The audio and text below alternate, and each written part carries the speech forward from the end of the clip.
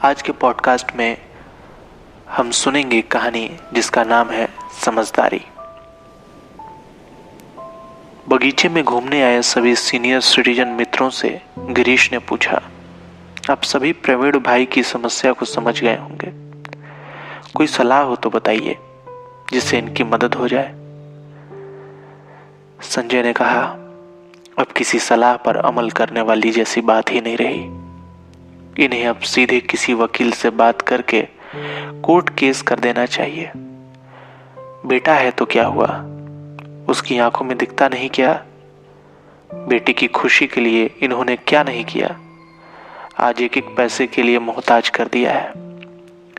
कल को हमारे साथ भी हो सकता है। ये अपने बेटे के खिलाफ कोर्ट जाएंगे तो कल को कॉलोनी में कोई भी बेटा और बेटी अपने माँ बाप के साथ इनके बेटे जैसा बर्ताव करने से पहले 10 बार सोचेगा। बेटा हर महीने 50,000 रुपए कमाता है, लेकिन इन्हें 100 रुपए तक नहीं देता है। 2 मकान थे, एक किराए से उठा दिया है, एक में रहते हैं। किराए के पैसे से इनका घर चलता था, उसे भी ले लेता है। दुकान पहले ही बहला फुसला कर अपने नाम कर लिया है। अब अपना बुढ़ापा पति पत्नी किस आश्रम में गुजारे या फिर सड़क पर भीख मांगे? गिरीश बोले, तुम बहुत जल्दी गर्म हो जाते हो, शुभ शुभ बोला करो। इनके मसले का हल कैसे निकले इस पर चर्चा करने एकत्र हुए हैं। मानता हूं गलत नहीं कह रहे हो, फिर भी जरा सोचो, यह पिता है, इनका मन इनके बेटे जैसा कठोर नहीं हो सकता। प्रवीण भाई मुझसे भी कई बार उधार मांग चुके हैं। हम सभी जानते हैं कि ये आर्थिक रूप से कमजोर नहीं है, कमजोर अपने बेटे की वजह से हो गए हैं।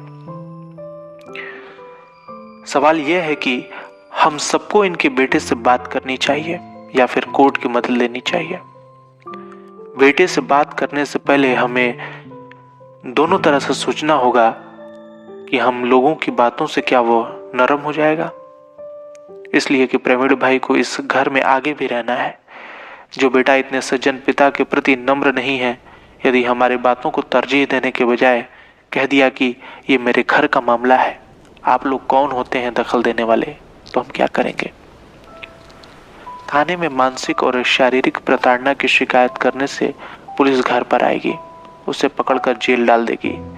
जमानत पर बाहर आ जाएगा, अंततः मामला कोर्ट में ही जाएगा। होना यही है तो पहले से कोर्ट में मामला दायर करना ज्यादा ठीक रहेगा। बुजुर्गों के ऐसे मामले की कोर्ट में जल्दी सुनवाई होती है। राजेश बोले, तू भी बुढ़ा होने को है, एक ही बेटी है। माना कि बेटे अच्छे नहीं होते, बेटियां माता पिता का ध्यान देती हैं। दामाद नालायक मिला तो सारी अकड़ निकल जाएगी। बनवारी ने कहा, अरे भैया, अब क्या बेटा और क्या बेटी, सब एक जैसे हैं। बुढ़ापे में बेटा और बेटी 2 रोटी दे दें तो समझो चारों धाम की यात्रा पूरी हो गई। अपने सुरेश को ही देखिए, बेचारे उस घड़ी को कोस रहे हैं जिस पल वे अपनी बेटी को माफ करके गले लगा लिया था। उनके इच्छा के खिलाफ जाकर बेटी हेमलता ने किसी से लव मैरिज कर ली थी। बाद में पति ने धोखा दे दिया, जाती कहां। रोते हुए मायके आ गई। इतनी बड़ी गलती करने के बाद बेटी को माफ कर दिया, यह सोचकर कि अपनी ही बेटी है। इस हाल में कहां जाएगी? डिलीवरी कराई, बुढ़ापे में ममता जाग गई। पुते को पाल पोस कर बड़ा किया, दोनों खुश थे। 3 साल भोली भाली बनी रही। सुरेश को लगा बेटी के लिए हम ही सब कुछ हैं, लेकिन बेटी के मन में कुछ और ही चल रहा था। एक दिन घर से 10 तोला सोना और 1 लाख रुपए लेकर भाग गई। बुढ़ापे में खुद को संभाल सकते नहीं, अब पोते को कैसे संभालें? बेटी का कहीं पता नहीं चला। भगवान ऐसी बेटी किसी को न दे। पहले माता पिता की नाक कटवाई, फिर अपने ही घर में चोरी की। पता नहीं किसके लिए गहना लेकर भाग गई। उसे जरा भी दया नहीं आई कि अपने बूढ़े माता पिता पर, और तो अपने 3 वर्षीय मासूम बच्चे पर भी दया नहीं आई। अरे, इस वजह से सुरेश जी नहीं दिख रहे, मुझे पता ही नहीं था। वाकई में बहुत बुरा हुआ उनके साथ। सुरेश भाई बगैर औलाद के होते तो इतना दुखी कभी नहीं होते। भावुक होकर गिरीश बोले। प्रवीण हैरान होकर गिरीश की तरफ देखने लगा। एक पल के लिए सन्नाटा छा गया। चुप्पी को तोड़ते हुए संजय ने कहा, प्रवीण भाई सुन लिए ना, सुरेश के साथ क्या हुआ? अपने बेटे पर बहुत मोह दिखाओगे तो कहीं ऐसा न हो कि आज हमारे साथ यहाँ हो, कल को किसी आश्रम में बची जिंदगी न बितानी पड़े। समझदारी पहले दिखाए होते तो बेटा बहू मुट्ठी में होते। कुछ नहीं तो आज जिस तरह से बेटा पेश आ रहा है वैसा तो ना होता। मुझे देखो, एक घर पत्नी के नाम है और दूसरा घर मेरे नाम, और दूसरा घर मेरे नाम। बेटे के नाम कुछ नहीं किया, उसकी माँ से भी कह दिया हूं कि भूल कर भी तुम्हारे नाम जो घर है बेटे के नाम न करना। आज बेटा बहू दोनों, हम दोनों की सेवा में कोई कमी नहीं रखते।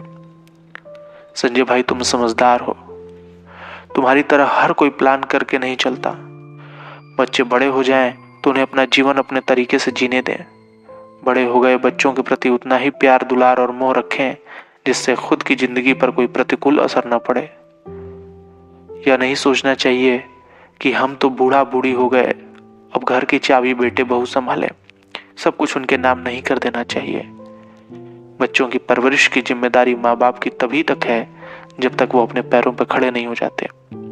बच्चों को भी उनकी जवाबदारी याद दिलाते रहनी चाहिए। मित्रों, एक सच्ची घटना बता रहा हूं। आप लोग तब इस कॉलोनी में नहीं आए थे।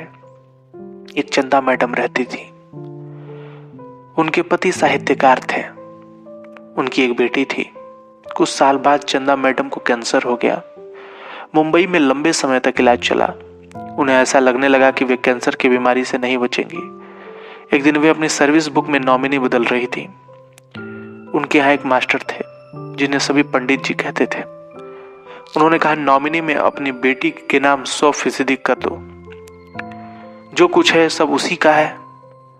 कहीं ऐसा ना हो बाद में पति दूसरी शादी कर ले, सौतेली मां बुरा बर्ताव करे। चंदा मैडम समझदार थी। उन्होंने कहा, पंडित जी यदि बेटी अच्छी नहीं निकली तो मेरे मरने के बाद बिटिया बाप को एक एक पैसे के लिए तरसा सकती है। हो सकता है बेटी अच्छी निकले लेकिन दामाद अच्छा नहीं निकला तो वह भी मेरे प्रति को प्रताड़ित कर सकता है। मेरे मरने के बाद इन्हें आधी पेंशन भी मिलती रहेगी और घर इनके नाम रहेगा, तो लालच में बेटी और दामाद इनकी सेवा करेंगे। मैं नहीं चाहती कि मेरी सेवा करते करते जो पति अधमरा हो गया है उसका बुढ़ापा तो कम से कम अच्छा रहे। 50 साल का आदमी दूसरी शादी की शायद ही सोचे। मैं अपने पति को ज्यादा समझती हूँ। वो अपनी बेटी से बहुत प्यार करते हैं, इसलिए दूसरी शादी का सवाल ही नहीं उठता। भट्टी जी ने कहा, मैडम जी आप दूर की सोचती हैं, मेरा ध्यान वहां तक गया ही नहीं। मेरी आप आंखें खोल दी। मैं भी अपनी नॉमिनी अपनी पत्नी के नाम 100% कल ही करा देता हूं। गिरीश बोले, बच्चे अपने तरीके से जिंदगी जीते हैं, उन्हें जीने दें। संतान के डर या फिर मोह में आकर अपनी संपत्ति और अपना जीवन उनके अधीन कर देना समझदारी नहीं है। कोई भी अभिभावक अपने बच्चे की परवरिश में कोई कमी नहीं करता, लेकिन बेटा या बेटी नालायक निकल जाए तो बच्चों की परवरिश की गाली अभिभावकों को ही मिलती है। जरूरी यह है कि मजबूती से चंदा मैडम की तरफ फैसला करना चाहिए, क्योंकि जिंदगी का अंतिम पड़ाव बुढ़ापा है। अपनी सारी संपत्तियां समय से पहले अपने बच्चों के नाम कर देना समझदारी नहीं है। वसीयत भी ऐसी करें कि आपके पार्टनर को आगे चलकर कोई तकलीफ ना हो। अपने आंसू पोंछते हुए प्रवीण बोले, मुझे क्या करना है फैसला ले लिया है। गिरीश भाई सही कहते हैं, सक्षम व्यक्ति को अपने तरीके से अपनी जिंदगी जीनी चाहिए। आजकल के बेटा या बेटी से बहुत उम्मीदें रखना समझदारी नहीं है। कल ही कोर्ट में किसी वकील से बात करूंगा। माँ बाप की अनदेखी करने का कदम औलाद उठाएं, इससे पहले समझदारी भरा कदम हम जैसों को ही उठा लेना चाहिए।